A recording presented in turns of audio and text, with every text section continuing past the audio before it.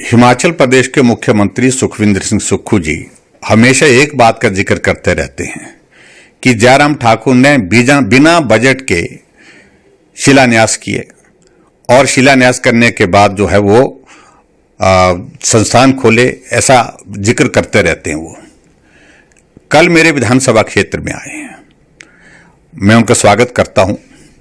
मैं व्यक्तिगत रूप से वहां पर नहीं रह पाऊंगा, लेकिन कल के कार्यक्रम में जिसका उद्घाटन करने के लिए आए हैं, इसका शिलान्यास मैंने किया था। 50 करोड़ का प्रोजेक्ट पूरे देश भर का पहला प्रोजेक्ट है जो नाबार्ड द्वारा फंडेड है। रोप वे जो हमारा पंडो का बाखली जो मंदिर है, हमारा बगलामुखी जी का मंदिर है, वहां का। आप कल भी यही कहेंगे कि बिना बजट प्रावधान के। मैं उनकी जानकारी के लिए यह दुरुस्त करना चाहता हूं कि ये नाबार्ड का पूरे देश का पहला प्रोजेक्ट है जिसको पैसा उन्होंने दिया, शुरुआत की। और हिमाचल प्रदेश में मुझे लगा कि सबसे पहले शुरुआत जो है ऐसी जगह से होनी चाहिए जो पवित्र स्थान है, पूजा का स्थल है और धार्मिक दृष्टि से भी हमारे लिए महत्वपूर्ण है, पर्यटन की दृष्टि से भी महत्वपूर्ण है।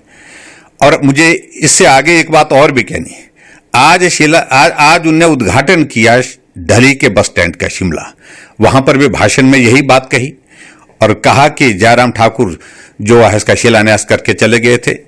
उनकी जानकारी के लिए मैं ये बताना चाहता हूं, स्मार्ट सिटी का वो प्रोजेक्ट था के अंतर्गत इसकी फंडिंग की गई। 12 करोड़ की लागत से भवन बनना था, जिसके लिए 4 करोड़ रुपए देने के बाद मैंने शिलान्यास किया था। और उसके बाद गवर्नमेंट इन कॉन्टिन्यूटी होती है, जैसे पैसा यूटिलाइज होता है उसके बाद यूसीज जब सबमिट होते हैं उसके बाद पैसा और मिलता है। वो बन करके तैयार हुआ, आपने उद्घाटन किया, आपको बधाई।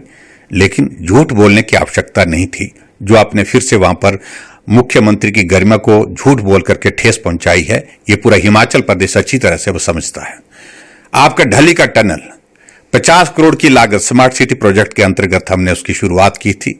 हमारे टाइम में लगभग बन करके तैयार हुई थी, लेकिन उद्घाटन के योग्य नहीं थी। आपके सरकार बनने के बाद आपने उसका उद्घाटन, तब भी आपने यही बोला कि हमने बनाई। आपकी जानकारी के लिए, अंग्रेजों के जमाने के बाद शिमला के अंदर पहली टनल की शुरुआत की और उसको हमने पूरा कर दिया अपने कार्यकाल में, बजट का प्रावधान करने के साथ साथ में। और इसी तरह से आप बातें कहेंगे तो शिमला के रिज के मैदान की भी बात करता हूं मैं। शिमला के रिज के मैदान के लिए कोई हिम्मत नहीं कर पा रहा था।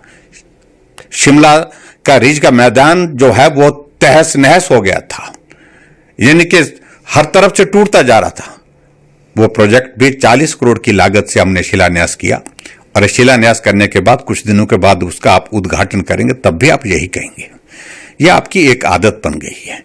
एक संस्थान का जिसका उद्घाटन हो गया तो फिर से आपको उद्घाटन करने का शौक हो गया, और एक संस्थान जहां शिलान्यास कर चुके हैं उसका दोबारा शिलान्यास करने का भी एक आपको नया शौक चढ़ा हुआ है।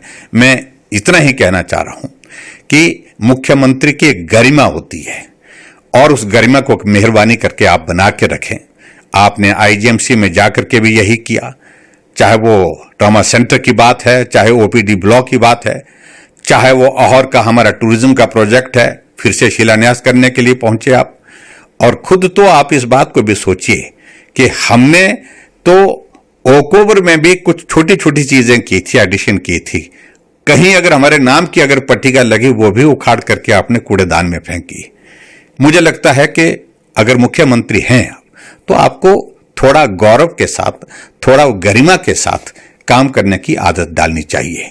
और यही मैं कहना चाहूंगा, हमारे जो उप मुख्यमंत्री महोदय जी हैं वो भी बहुत बातें कहते हैं, वो भी बहुत सारी चीजों का जिक्र करते रहते हैं, उनके पर मैं बाद में बोलूंगा। लेकिन फिलहाल मैं इतना जरूर कहना चाहता हूं, आप बने हुए जो विकास कार्य जो पूरे होते हैं उनका उद्घाटन करिए, लेकिन 2 वर्ष का कार्यकाल आपने हिमाचल प्रदेश में काम को बंद करने के सिवाय संस्थान को बंद करने के सिवाय और कुछ नहीं किया है।